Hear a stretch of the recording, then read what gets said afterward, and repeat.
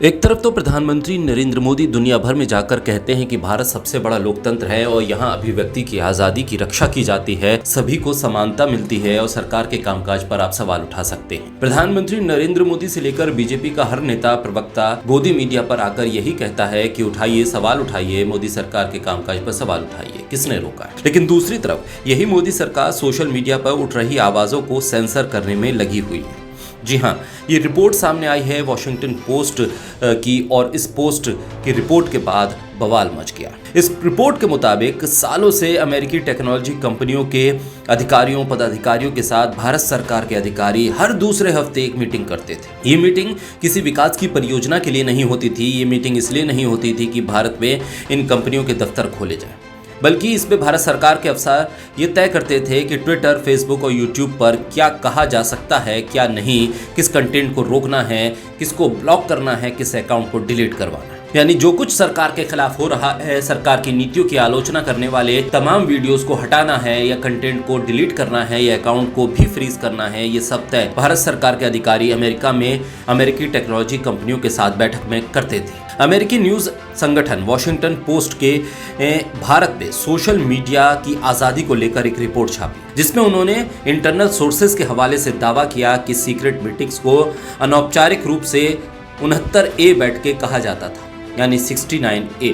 ये बैठक कोई भी औपचारिक बैठक नहीं थी, ऑफिशियल बैठक नहीं थी, एक अनऑफिशियल बैठक के तौर पर इसे किया जाता था। इन बैठकों को 69A इसलिए कहते थे क्योंकि ये आईटी एक्ट के सेक्शन 69A से आया है, जो सरकार को विशेष परिस्थितियों में जो इंफॉर्मेशन को रोकने का अधिकार देता है। इस बैठक में भारत की सूचना प्रौद्योगिकी, सुरक्षा और खुफिया एजेंसियों के अफसर होते थे, जो सोशल मीडिया पोस्ट की एक लिस्ट देते थे कि इन्हें हटा दीजिए। वो कहते थे कि इन पोस्ट से भारत की संप्रभुता और राष्ट्रीय सुरक्षा को खतरा है, इसलिए इस पोस्ट को आपको हटाना ही पड़ेगा। सबसे ज्यादा पोस्ट ट्विटर में थे जिनको हटवाया गया। वॉशिंगटन पोस्ट के लिए करिश्मा मल्होत्रा और जोसेफ मैन ने एक रिपोर्ट छापी जिसका टाइटल था how India tamed Twitter and set A gold standard for online censorship, यानी कि कैसे भारत ने ट्विटर पर काबू पाया और ऑनलाइन सेंसरशिप के लिए एक वैश्विक मानक स्थापित कर दिया। यानी कि भारत ने जो किया, अब दुनिया के दूसरे देश भी उससे सीख लेते हुए ट्विटर और सोशल मीडिया प्लेटफॉर्म पर सेंसरशिप लागू कर रहे हैं। 2 साल पहले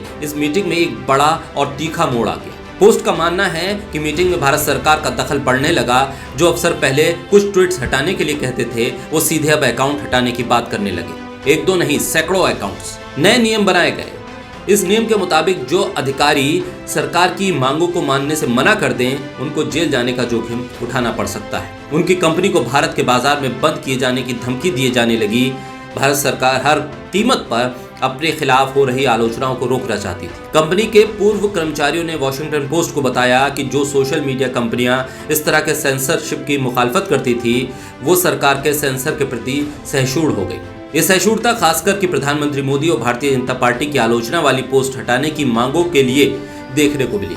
वॉशिंगटन पोस्ट के मुताबिक भारतीय अधिकारी कहते थे कि उनका मिशन है बात न मानने वाली कंपनियों पर कानून सख्त किया जाएगा। सरकारी आदेश के बाद ट्विटर और यूट्यूब ने नरेंद्र मोदी पर बनी बीबीसी की डॉक्यूमेंट्री को हटाई। अक्टूबर में दक्षिण एशिया में प्लुरलिज्म और धार्मिक स्वतंत्रता की वकालत करने वाले 2 अमेरिकी ग्रुप्स के खातों को ब्लॉक किया और इससे इतर कथित तौर पर ट्विटर ने पीएम मोदी और उनके प्रशासन की आलोचना करने वाले पोस्ट और पत्रकारों के अकाउंट हटा दिए। रिपोर्ट कहती है कि एलन मस्क के कंपनी खरीदने से 1 साल पहले ही प्लेटफॉर्म पर भारत की पकड़ मजबूत हो गई थी।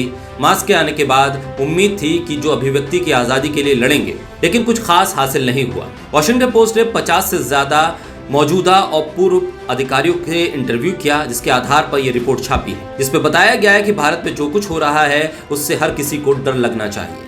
मार्केट के लिहाज से चीन एक तरफ है, लेकिन चीन के बहुत बड़े बाजार के बावजूद ट्विटर और फेसबुक जैसी कंपनियां चीन से दूरी बनाए हुए हैं, क्योंकि चीनी सरकार तो बिल्कुल ही पारदर्शी नहीं है और भारत सरकार में पारदर्शिता थी, लेकिन अब धीरे धीरे वहां पर भी सेंसरशिप लागू हो रही है। ऐसे में दक्षिण एशिया का सबसे बड़ा मार्केट भारत बचा था, जिसमें अब सोशल मीडिया पर सेंसरशिप लागू होने के बाद ये बाजार भी सरकार की पकड़ में है।